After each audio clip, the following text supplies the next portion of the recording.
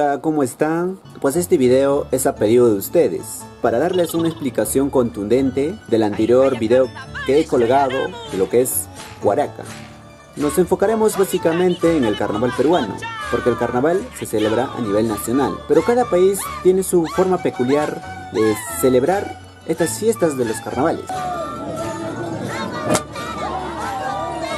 Entonces, esto es una fiesta, es una cultura, es una tradición muy ancestral, que en ese entonces Perú y como sus diferentes pueblos andinos celebraban de esta manera, que era pues una fiesta de juego y de enamoramiento, que hoy en día lo llamamos pues el pucle o el carnaval, donde expresan con canto sus más vivas vivencias en lo que acontece en sus vidas diarias.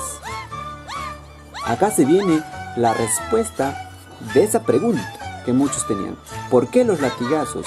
¿Por qué los huaracazos? Entonces, les explico.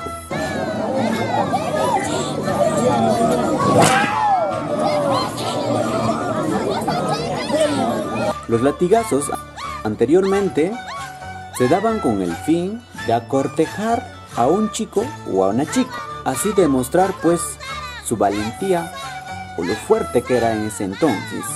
Asimismo también por algún problema anterior que hayan tenido entre estos dos chicas o chicos, porque era pues el momento adecuado y preciso para poder hacer sentir que tú eras el más fuerte, así demostrar en esta fiesta de los carnavales.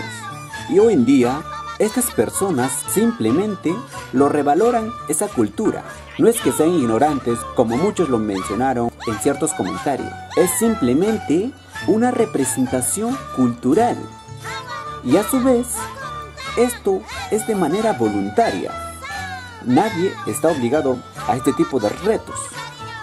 Pues yo, con todo esto, no justifico la violencia. Simplemente estoy dando a entender el por qué los latigazos en este tipo de costumbres a estas alturas del siglo XXI.